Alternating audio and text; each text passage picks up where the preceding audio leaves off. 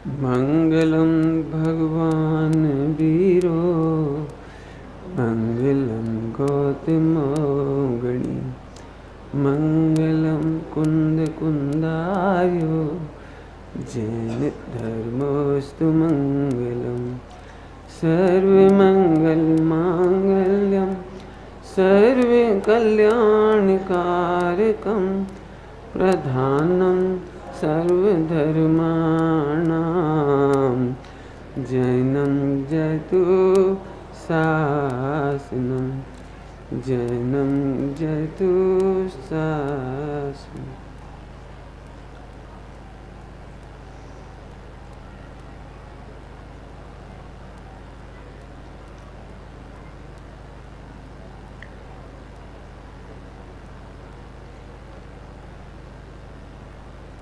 वह स्टोरी तो आपको याद ही है जिसे मैं रिपीट नहीं करना चाहता। जब हमारा उपयोग शिवशम और मति ज्ञान की धारणा शक्ति कमज़ोर होती जा रही थी, उस समय चंद्र गुफा में गिरनार पर्वत पर आचार्य धरसेन स्वामी समाधिरत थे, यूँ समझ लीजिए आप, समाधिरत। और उन्हें एक ही विकल्प था, यही भाव अविच्छिन्न। अविच्छिन्न समझते हो? अखंड धारावाही। जैसे 30 साल की लड़की हो जाए, 25 साल की लड़की हो जाए और शादी नहीं हो तो बाप को 24 आवर जैसे विकल्प आते हैं ना, इसको कहते हैं अविच्छिन्न।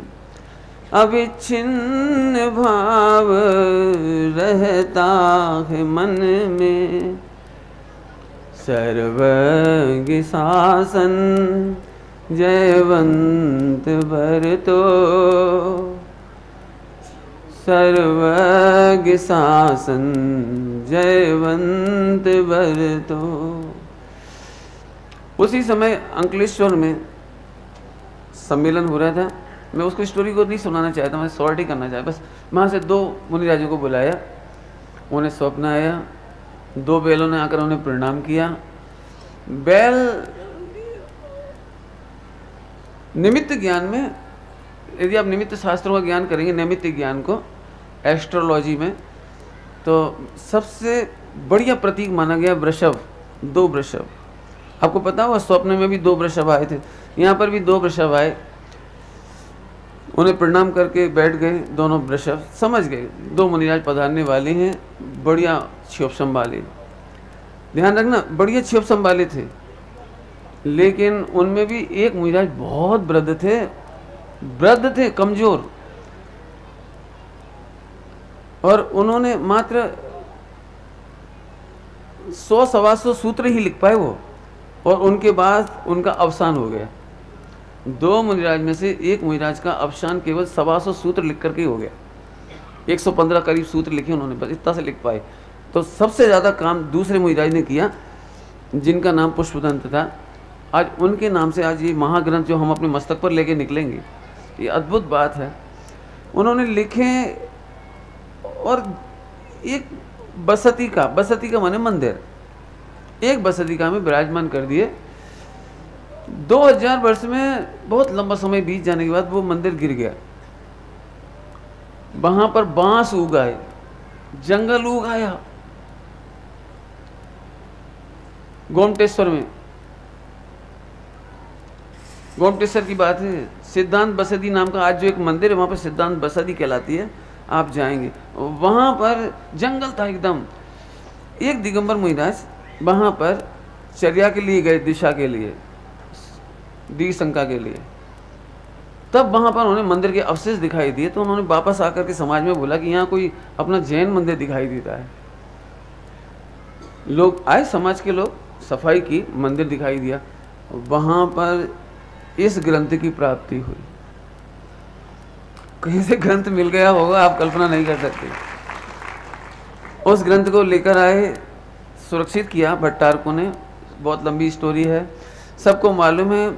सभी लोग जब भी गोमटेश्वर या मूल बद्री जाते हैं तो वहाँ पर वे उस ज़माने में 1-1.25 रुपया लेते थे, फिर 11 रुपया हो गया, अब लगभग 201 रुपया आज भी उसकी दर्शन कराने मात्र के लेते हैं। 2000 वर्ष तक ये जो ग्रंथ था मात्र दर्शन की वस्तु थी 2000 वर्ष तक। आप कल्पना कर सकते हो, संवत 183 सन 183 में लिखा गया सठखंडागम, और 1884 में वो पहली बार दर्शन करने के लिए एक माणिकचंद जेपी हैं, बॉम्बे में बहुत प्रसिद्ध हैं, दानवीर हैं, बहुत बड़े दानवीर, उन्होंने जैन समाज के लिए बहुत काम किया। उनकी बहन जो विधवा हो गई थी उसने भी बहुत काम किया जैन समाज के लिए, माणिकचंद जेपी। वे 1884 में गोमटेश्वर बाहुबली गए। जब उन्हें ग्रंथों के दर्शन हुए सठखंडागम, तो उन्होंने पहली बार दर्शन करके ये कहा, क्या कोई व्यक्ति इसका मंगलाचरण पढ़ सकता है? ओल्ड कन्नड़, वो जो ग्रंथ था ओल्ड कन्नड़ में था, तो भट्टारक स्वयं उसको नहीं पढ़ सकते थे। 1884 में जो भट्टारक थे वो उस मंगलाचरण को पढ़ नहीं सकते थे। उन्होंने केवल इतना बोला कि एक व्यक्ति है जो मूल बद्री में रहते हैं, वो पढ़ सकते हैं इसको, और कोई नहीं पढ़ सकता। आप कल्पना करो, जिस सठखंडागम का इतना काम हुआ हमारे सामने, उस समय उस जमाने में केवल 4 व्यक्ति ऐसे थे जो उस ओल्ड कन्नड़ को पढ़ सकते थे। यदि वो 4 व्यक्ति एक्सपायर हो जाते तो ये सठखंडागम आज की तारीख में आपको देखने को नहीं मिलता, पढ़ने को नहीं मिलता, वो वहीं बंद रह जाता। नमन अपन भी गए होंगे सभी लोग, लेकिन हमने कभी ये नहीं कहा इसे पढ़ के दिखाओ। उनको ऐसा विकल्प आया, कोई पढ़ के बता सकता है? तो उन्होंने कहा वो एक है, वो उसे पढ़ा सकते हैं। कोई बात नहीं, उनकी तीर्थ यात्रा मूल बद्री से प्रारंभ हुई थी, इसलिए वापस मूल बद्री नहीं गए, वो वापस बॉम्बे आ गए गोमटेश्वर से। उनके एक मित्र थे पूना में, सोलापुर में, पूना या सोलापुर में है, सोलापुर में उनके एक मित्र हीराजी भाई, वे भी सेठ थे बहुत बड़े। वो तीर्थ यात्रा करने जाना चाह रहे थे भाई, तो उन्होंने उनको एक लेटर लिखा कि यदि तुम तीर्थ यात्रा करना जाना चाहते हो तो आप एक काम करना कि आप पहले मूल बद्री जाना, पहले गोमटेश्वर नहीं जाना। जैन बद्री कहलाता है, गोमटेश्वर का दूसरा नाम जैन बद्री है। आप वहाँ नहीं जाना, पहले मूल बद्री जाना। और वो विद्वान का नाम बताया उनको, उस विद्वान को लेकर के आप वहाँ जाना, ब्रह्मैया नाम है उनका, ब्रह्मैया नाम था उनका। आप उनको लेकर के वहाँ जाना और उनसे पढ़वा के देखना, ठीक है। वे सोलापुर से ब्रह्मैया पंडित को लेकर के गए और पहली बार उस सठखंडागम का मंगलाचरण उन्होंने अपने कानों से सुना। बाद में उन्होंने एक बहुत अपील की कि ये बहुत पुराने हो गए, जीर्ण शीर्ण हो गए, क्या आप इनकी लिपि करने की अनुमति दोगे हमें, लिपि करने की? तो भट्टारक ने कहा हाँ ठीक है, आप लिपि करा सकते हो, लेकिन एक शर्त कि इसकी कोई भी कॉपी पूरे देश में नहीं जाएगी, वो लिपि करके यहीं रहेगी, हम किसी मंदिर को नहीं देंगे, किसी सेठ को नहीं देंगे। उस जमाने में भी, उस जमाने की बात हम करें तो 100-125 रुपया पर मंथ की सैलरी देनी पड़ रही थी उसके लिए। थोड़े लोभ में आ गए वो कि यदि मैं इसे करवाऊंगा तो फिर फायदा क्या है, मैं यदि इसे करवाऊंगा तो फायदा क्या है मुझे, आप लिखवा करके अपने यहाँ रख लोगे, हमारे पास तो आएगी नहीं वो। मैं इसे 100 रुपये महीने दे करके इसे काम करवाऊँ भी, प्रतिलिपि भी करवाऊँ, तो मुझे कोई फायदा नहीं। वे वापस आ गए। लेकिन एक जैन संदेश, जैन हितोपदेश, जैन हितेशी एक पत्र चलता था, उसमें उन्होंने एक लेख लिखा और इस यात्रा का वर्णन लिखा पूरा कि हम वहाँ गए थे, ऐसा ऐसा हुआ, ऐसा हुआ। और यदि सारा देश की समाज तैयार हो तो 10 रुपये का मेंबर हम बनाना चाहते हैं, 10 रुपये का, और उस पैसा से जो इकट्ठा हो जाएगा उससे अपन लोग वो उसका प्रतिलिपि कराएंगे। उसी समय गोपाल दास जी बरैया जी जो मुरैना में रहते थे और अजमेर से उनके संबंध थे, अजमेर से परिचय थे, अजमेर के सोनी जी, वो सोनी जी उनको लेकर के वहाँ गए तीर्थ यात्रा करने के लिए। उन्होंने कहा चाहे कुछ भी हो, प्रतिलिपि हमें मिले या नहीं मिले, लेकिन ग्रंथ सुरक्षित रहेगा तो कभी न कभी मिल जाएगी, इसलिए इसकी प्रतिलिपि होनी चाहिए। सारे देश में लगभग 1000 रुपया इकट्ठा हुआ, 1000 रुपया इकट्ठा हुआ और वो काम शुरू हुआ। ब्रह्मैया जी को काम दिया गया। अभी एक बहुत अच्छी घटना घट गई, यूँ समझ लो कि ब्रह्मैया जी के मन में थोड़ा लोभ आ गया कि एनी हाउ इस ग्रंथ को बाहर निकालना चाहिए। आया तो लोभ का साइज है, लेकिन उन्हें आया कि निकलना चाहिए।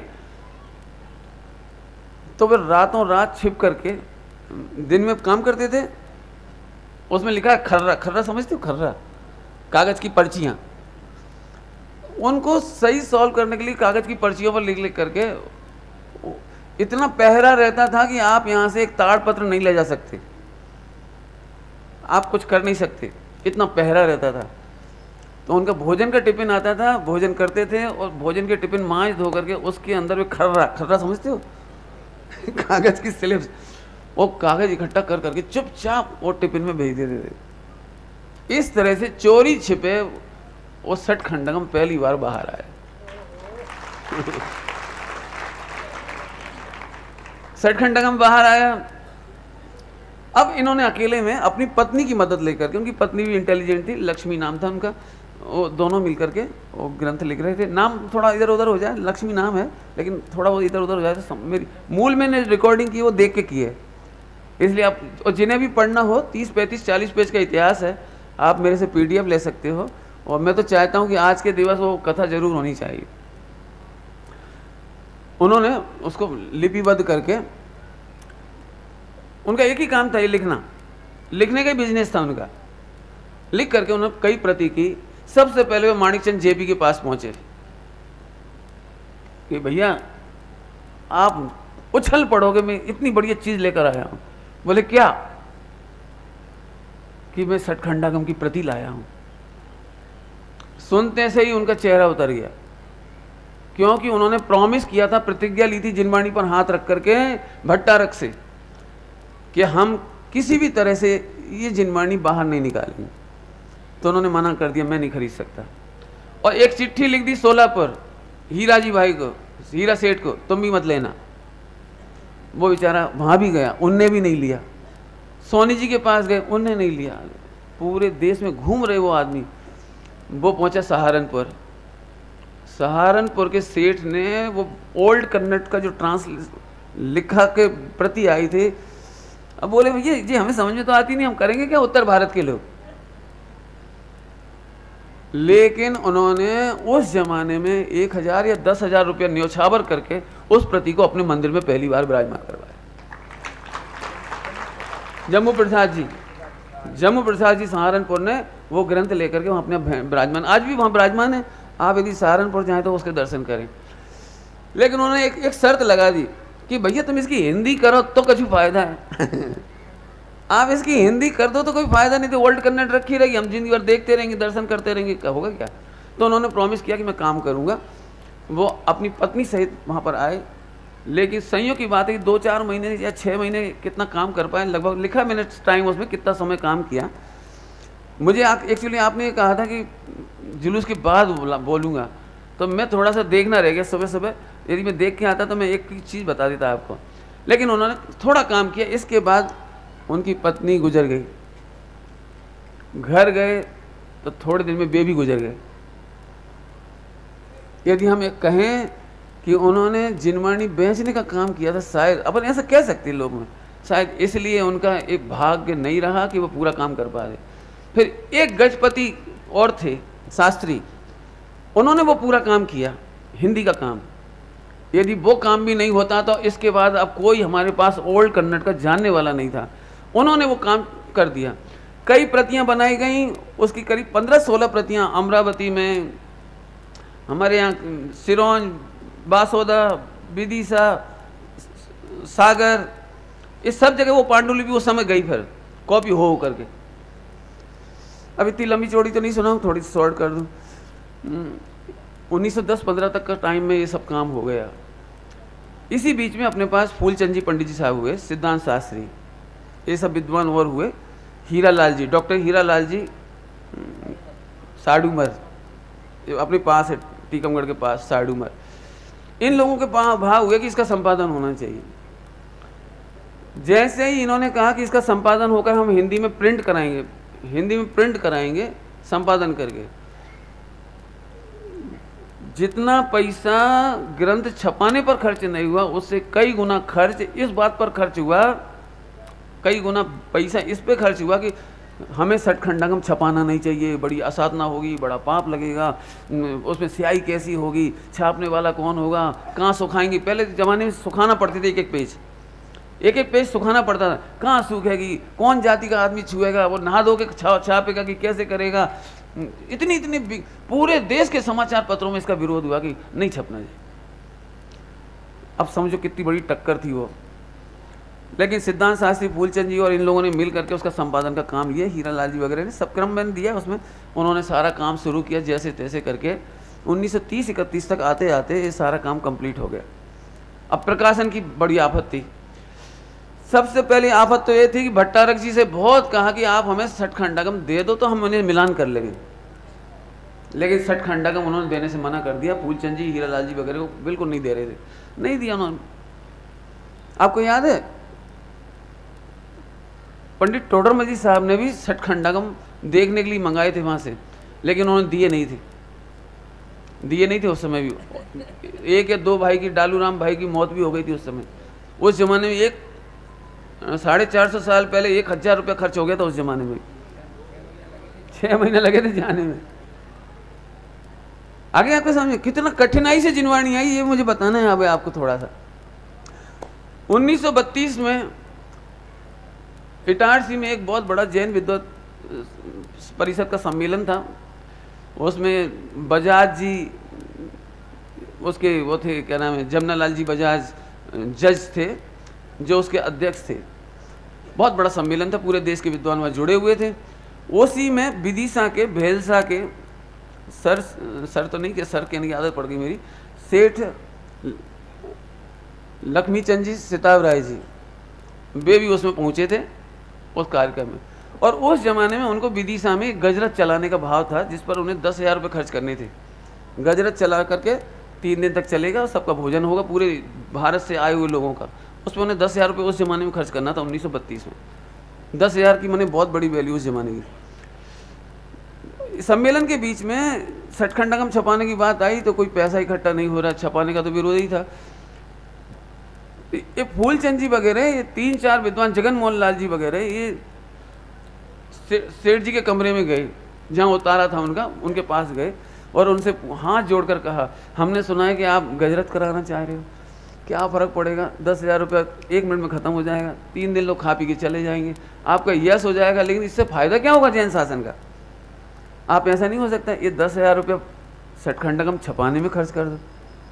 1:30 बजे रात को उन्होंने हाँ करी कि ठीक है, आई एम रेडी, उसको हम कैंसिल कर देते हैं और इस सिद्धांत शास्त्र छपाने का काम करते हैं।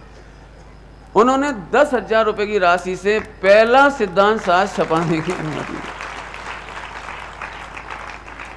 आज भी उन्हीं सेठ जी के मंदिर के बाजू में एक बहुत विशाल मंदिर है, आप पिछली बार आए होंगे, विदिशा में आए होंगे आप लोग, एक बड़ा हाल में आपने देखा सठखंडागम खुदा हुआ है। विश्व में सठखंडागम किसी भी दीवार पर नहीं खुदा, केवल वहाँ उन्हीं की इसी यादगारी के लिए वहाँ पर खुदवाया गया।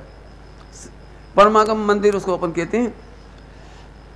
आइए तेजी से आगे बढ़े।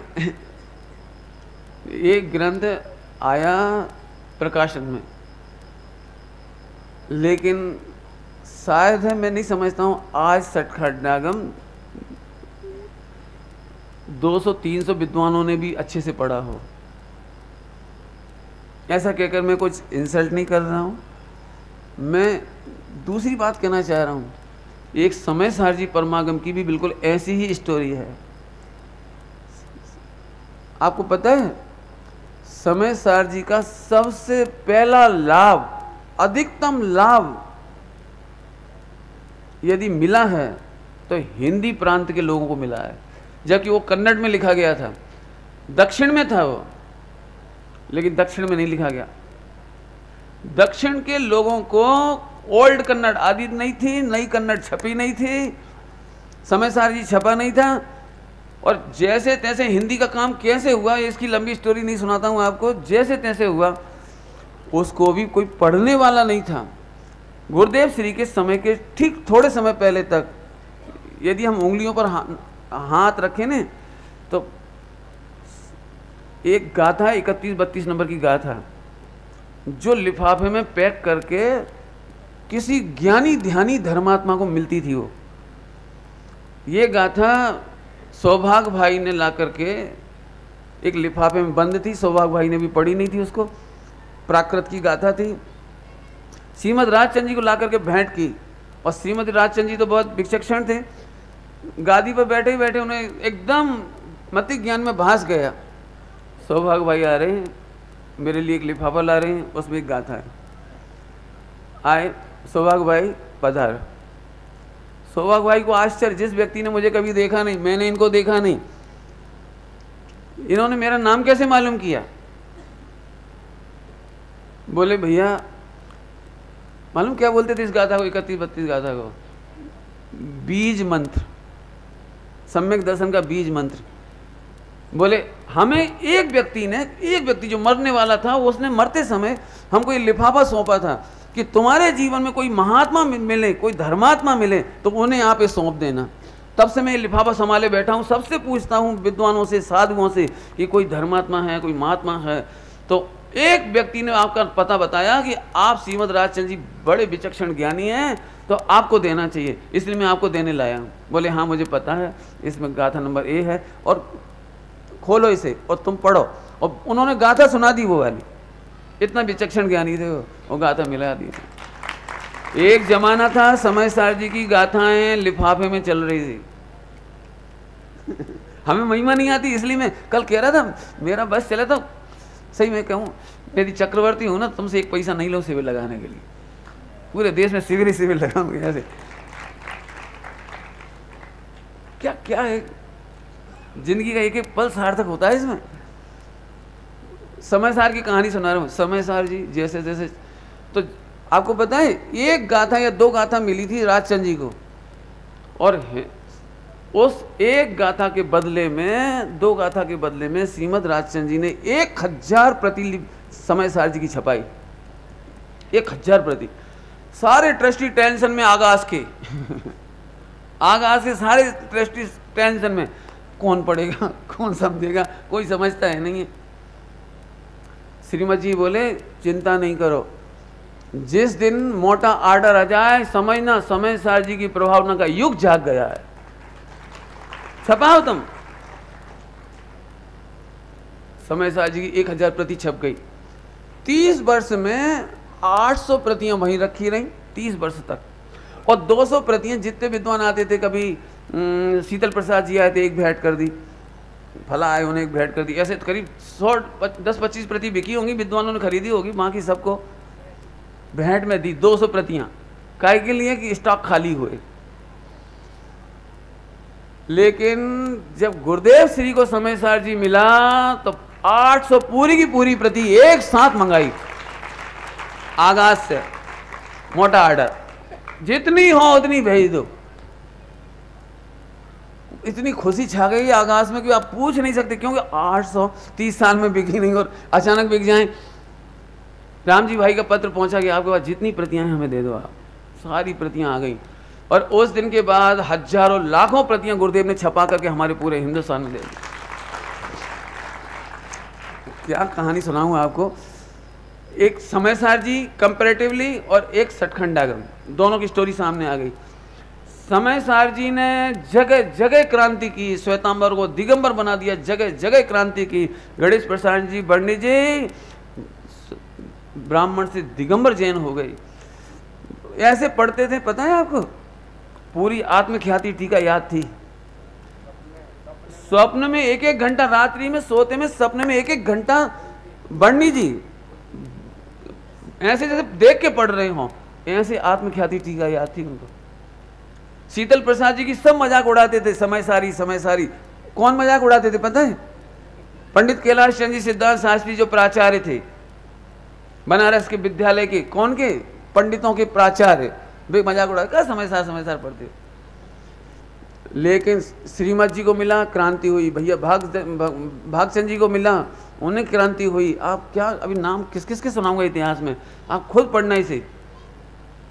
भागचंद जी के जमाने में ऐसे ग्रंथ होते थे, समझ गए आप? ऐसे वाले, ऐसे नहीं होते थे जिल्द वाले, ऐसे होते थे, हाँ हाथ से लिखे हुए होते थे। ब्यावर धार इधर उनका बास रहा थोड़ा। वहां पर एक सोनी जी थे, वो ग्रंथ ले जाते थे और तोड़ मरोड़ के लाते थे। तोड़ मरोड़ का मतलब लापरवाही से जमाना रखना बड़ा कठिन। तो भैया भागचंद जी को इतनी तकलीफ होती थी, इतनी तकलीफ हुई, उन्होंने मंदिर में बोर्ड लगा दिया, जिन्हें स्वाध्याय करना वो यहीं स्वाध्याय करेंगे, मंदिर में घर ग्रंथ नहीं ले जाएंगे। वो सोनी पैसा वाले थे और इसको उन्होंने अपनी इंसल्ट समझी उन्होंने भागचंद जी का इतना विरोध किया पूरे हिंदुस्तान में, समाचार पत्रों में और पत्र डाल डाल करके कि जी अपनी बाप की जायदाद समझता है और ग्रंथों को पढ़ने नहीं दे रहा है, इसको ज्ञान वर्णीकरण का बंद होगा, तो दुनिया भर की बदनामी करी पूरे देश में। तब उन्होंने 2 पंक्ति लिखी थी, 2 पंक्तियां वो मैं पढ़ के सुनाता हूँ आपको। मैंने इतना आंखों में आंसू भरा है, जो स्टोरी आपको सुनाई नहीं कुछ भी नहीं। अभी कितनी मुश्किल से ग्रंथ छपे, कितनी मुश्किल से आए, कितनी मुश्किल से सारा काम हुआ। टेढ़ी भई कटी, पहले ये टेबलें नहीं होती थी ऐसे लिखने के लिए। दिगंबर मुनिराज, आचार्य कुंदकुंज स्वामी, इतना चौड़ा ताड़पत्र, इतना बड़ा ताड़पत्र, साइज रहते ना उसके ऐसा ऐसे, उस पर 6-6 लाइनें लिखनी है, मैंने 350 शब्द कम से कम लिखना है, 300-350 शब्द। इतने क्यों? यदि इतने चौड़े ताड़पत्र पर यदि हस्तलिखित से लिखे और 2 गाथा लिखी मात्र, तो इतना बड़ा ग्रंथ हो जाएगा। टीका लिखेंगे तो कितना बड़ा हो जाएगा, आप कैसे उठाओगे, कैसे रखोगे? आपको पता है ताड़पत्रों के ग्रंथ इतने बड़े बड़े होते हैं, इतनी साइज में, इससे ज़्यादा बड़े नहीं होते। टीकाएं कैसे लिखी गई होंगी बताओ? आप अभी मूल ग्रंथ को देखना, मुझे सच कहता हूँ देख के ऐसा लगता है कांटों से बारीक अक्षर लिखते हैं, बारीक से बारीक अक्षर, ताकि ज़्यादा से ज़्यादा लिखा जा सके कम से कम जगह में। इसलिए आपने देखा होगा पुराने ताड़पत्र देखे किसी ने, या वो हस्तलिखित पेज देखे, हस्तलिखित पेज, उनमें पैरा चेंज नहीं करते, पैराग्राफ नहीं बदलते, इतनी जगह भी बचाते हैं। ग्रामर के बहुत सारे नियमों का पालन इसलिए नहीं करते थे, बल्कि सही बताऊं आपको, जो क्या कहलाती संधि और समास, ये केवल ताड़पत्र के कारण आई। और आज ताड़पत्र नहीं है हमारे पास, इसलिए हम संधि समास का प्रयोग नहीं करते, हम खुले शब्दों का प्रयोग करते हैं। तत्वार्थ सूत्र संधि और समास का संग्रह है। आजकल की हिंदी फैली हुई है, संधि विच्छेद वाली है। कैसे लिखे? आहार चर्या करने के बाद, सामायिक करने के बाद 12 साढ़े 12 बजे से लेकर शाम को 5:30-5 बजे तक, जब तक सामायिक का टाइम नहीं होता। आपको पता है वक्र गिरिवाचार्य, याद आ गया? कहानी सुनाने की जरूरत नहीं पड़ेगी। टेढ़ी भई कटी, कटी माने कमर, टेढ़ी भई दृष्टि अधोगति जान, अधोगति झुक करके लिखना, अवस्था, अधोगति माने अवस्था। लिखी जात अति कष्ट सो, 60 जानत आसान। आप क्या समझ रहे हो, समय साहब जी कैसे आया आपके पास? हमारा कितना भाग्य होगा कि 2000 वर्षों में बहुत प्रलय हुए। कल तो कुछ भी नहीं था जी, परसों कल तो कुछ भी नहीं था जी, परसों जो कुछ हुआ है। कैसे कैसे दिन बीते हैं आपके। समय साहब जी पूरा का पूरा अखंड, एक नहीं कई टीकाएं हमारे पास आ गई। आज सही बताएं, यदि यहाँ गोमते उल्टा नहीं लेना हो, यदि सठखंडागम का शिविर लगा देते हैं 50 लोग नहीं बैठते। हम कहते 1 करोड़ रुपये खर्चा करो, कोई खर्चा भी नहीं करता, न कोई आता न जाता। केवल एक समय साहब जी की कृपा है और पूज्य कांजी स्वामी की कृपा है, जिसके वजह से इतने बड़े बड़े शिविर लग रहे हैं। सारे पूरे देश में शिविर लग रहे हैं और लोग पैसा ऐसे कर रहे हैं। नहीं, आप चिंता नहीं करो, आपके शिविर में घाटा नहीं पड़ेगा, कमी नहीं आएगी। पैसा बहुत खर्च हो रहा है, इसमें कोई दो राय नहीं है। चिंताएं भी हैं इनको, ये बात भी सही है, क्योंकि जो जो आना चाह रहे थे वे आए नहीं, जिनसे हमें मिल सकता था वे आए भी नहीं। अब क्यों, गांव है छोटा सा, कोई बड़ा व्यक्ति का नाम होता तो बात अलग होती है। नहीं, कोई बात चिंता की बात नहीं। मेरा मतलब तो है कि ये 2 ग्रंथों की अपने तुलना कर ली इतनी देर में। एक ग्रंथ बड़ी मुश्किल से छपे, गाड़ी तो बहुत तेज भग रही है, हम क्या करें बताओ। थोड़ा शॉर्ट करता हूँ, चलो। इतिहास तो पूरा नहीं कह पाया अभी। कैसे करके वो जिनवाणी आई और आज हम लोग कह रहे हैं कि पंडित जी हमारे घर में जगह नहीं है। क्या ये जिनवाणियों सोनागिर में छोड़िया हैं? हमारे घर में बहुत जिनवाणी है, परमागम मंदिर में छोड़िया हैं। पंडित जी आप बताओ, कहीं गलवा दें कागज की फैक्ट्री में? ऐसी तकलीफ होती है। तुम्हारे घर में नई बहू आती है ना, एक नया कमरा बन जाता है, और जिनवाणी माँ आती है तो एक कमरा नहीं बन सकता, अलमारी नहीं आ सकती, एक अलमारी और नहीं आ सकती।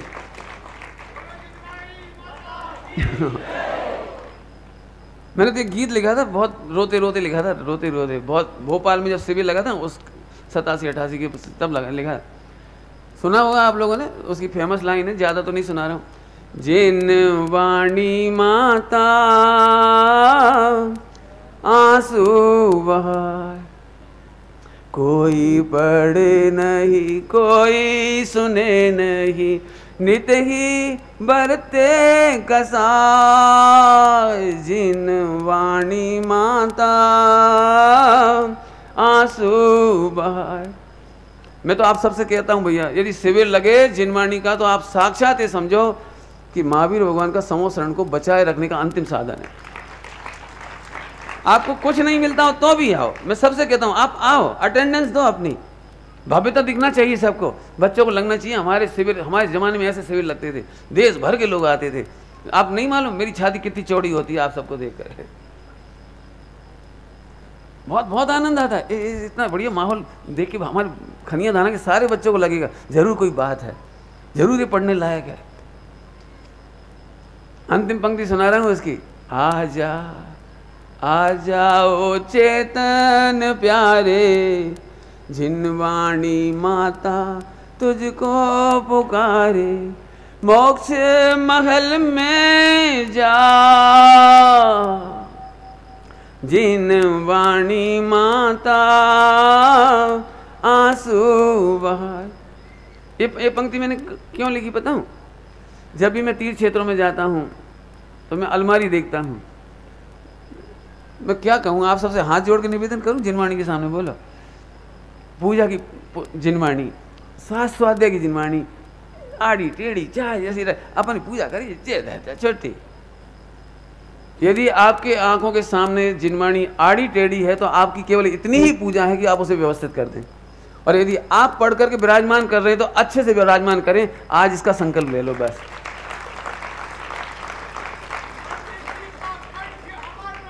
अरे बेटा अब भावुक ज्यादा मत हो, बड़ी अच्छी बात है। मेरा मतलब जिनवाणी काय से भाई, आपको पता है साहित्य समाज का दर्पण होता है। यदि भाई साहब ये साहित्य नहीं हो तो आपको कैसे कहूं आपको पता है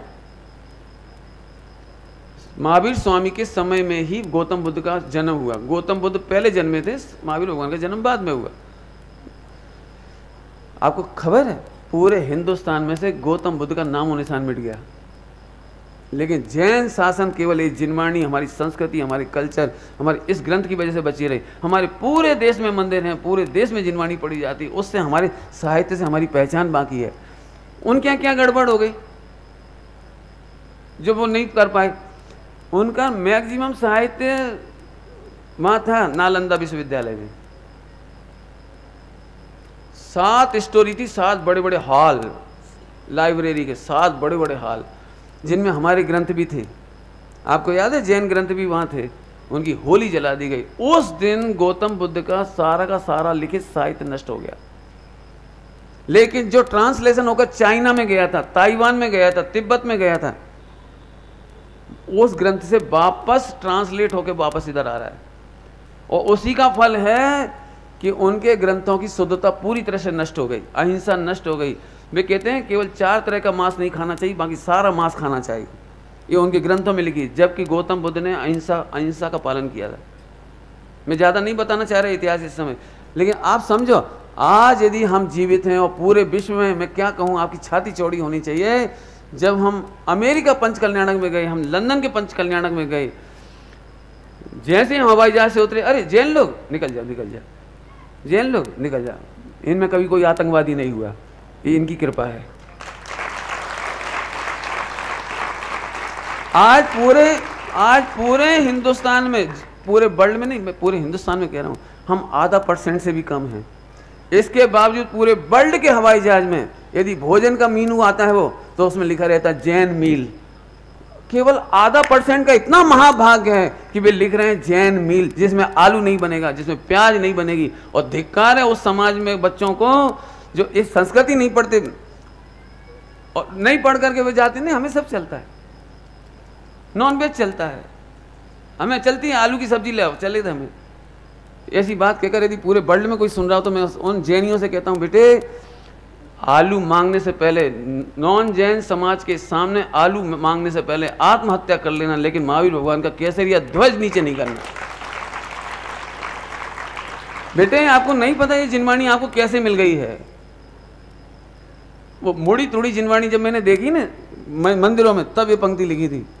यदि आज की तारीख में भी तो उस मंदिर के अलमारी खोलोगे जहाँ पुरानी जिनवाणी है अथवा तो ग्रंथ है समय सार आदि, और जो ऐसे अस्त व्यस्त हैं, फट रहे हैं, लेकिन जैसे ही तुम गाथा खोलोगे, ग्रंथ खोलोगे, तब उसमें से एक ही आवाज निकलेगी, आजा आ जाओ चेतन प्यारे, जिनवाणी माता तुझको पुकारे, मोक्ष महल में जा,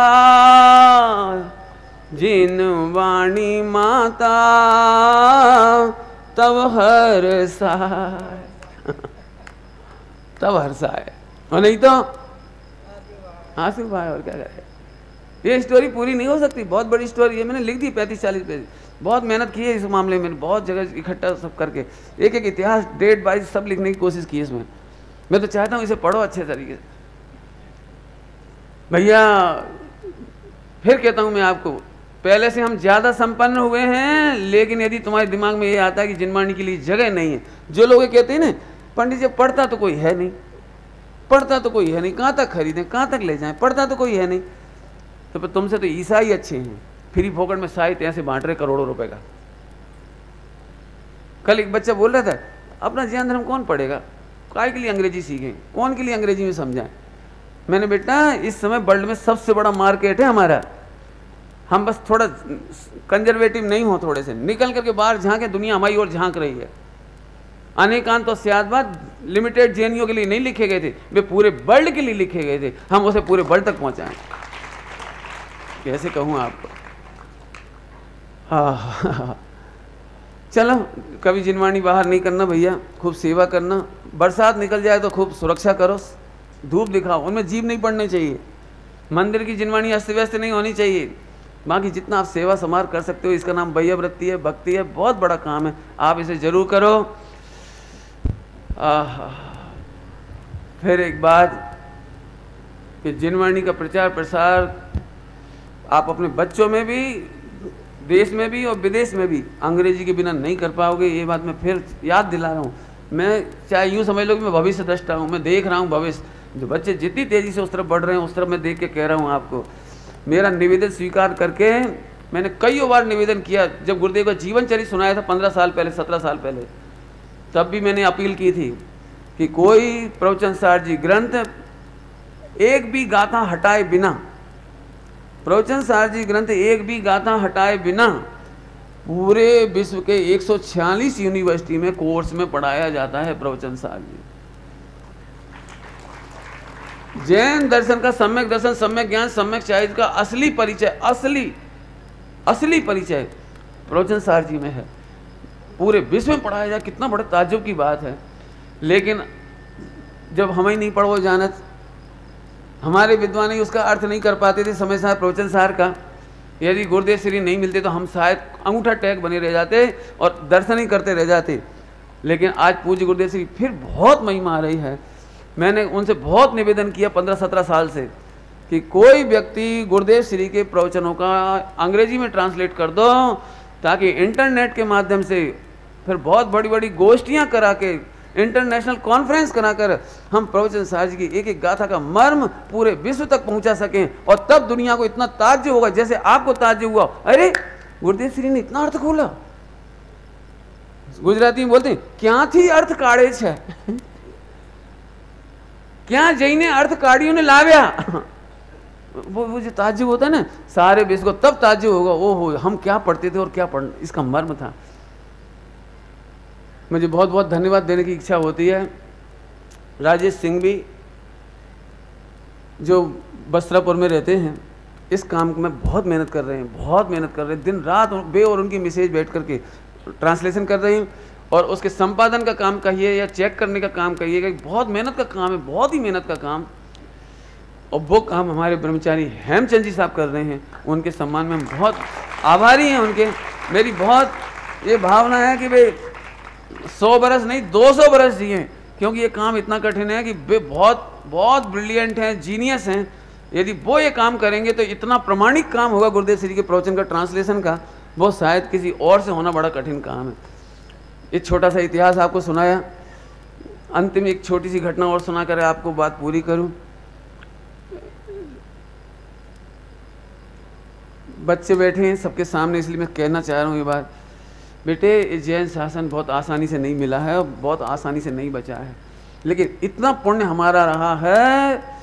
मैं कितनी घटनाएं सुनाऊं। 1947 के दंगों में लाखों हिंदू मारे गए, लाखों मुसलमान मारे गए, लेकिन एक भी जैन भाई नहीं मारा गया, एक भी जैन भाई नहीं मारा। जबकि हम पाकिस्तान से भारत आए, सड़क रास्ते से भी आए, हवाई जहाज से भी आए। हवाई जहाज वाला तो समझ में आता है कि सुरक्षित आ जाएगा, लेकिन सड़क मार्ग से आने वाला सुरक्षित आया, ये बहुत बड़ी बात है। हमारी एक भी मूर्ति खंडित नहीं हुई, हमारा एक भी ग्रंथ नहीं जलाया गया 1947 के दंगे में। हमारी 100% जिनवाणी और 100% 84-85 प्रतिमाएं बड़ी बड़ी। हमारे श्रावकों ने अपनी दुकान छोड़ी, जवेरात की दुकान छोड़ी, कपड़े की दुकान छोड़ी, किराने की दुकान छोड़ी, उधार पैसा डूबा दिया उन्होंने अपना, लेकिन सारी जिनवाणी और सारी मूर्तियां लेकर भी जयपुर आ गए। आज भी आपको मिलना हो, वहां से आए व्यक्ति शरणार्थी थे, टेंट हाउस में रुके हुए थे उस समय। जैनियों ने, चैन सुखदास जी ने उनकी बहुत मदद की थी उस जमाने में, धर्मशालाओं में पड़े हुए थे। लेकिन एक भी जैन जो वहां से यहाँ पर आया भारत, चाहे वो मेरठ में हो, मेरठ में बहुत बड़ी बस्ती है, दिल्ली में हो या जयपुर में हो, तीनों जगह हर व्यक्ति करोड़पति और अरबपति से कम नहीं है आज की तारीख में। हमारी रक्षा हमारा पुण्य करता है। बेटे, समता मत छोड़ना, स्वाध्याय नहीं छोड़ना, हमारा कल्चर जो हमें मिला वो मत छोड़ना। आपको कभी भी मशीन गन की जरूरत नहीं पड़ेगी, रिवॉल्वर की जरूरत नहीं पड़ेगी, आपका पुण्य ही आपकी रक्षा करेगा।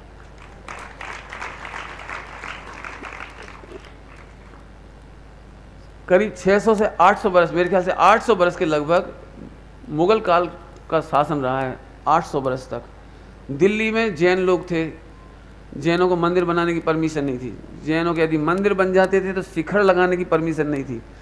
महावीर जयंती का जुलूस निकालने की परमिशन 800 बरस नहीं मिली हमको। पहली बार जब अंग्रेजों के राज्य में हमें महावीर जयंती का जुलूस निकालने की बड़ी मुश्किल से परमिशन मिली।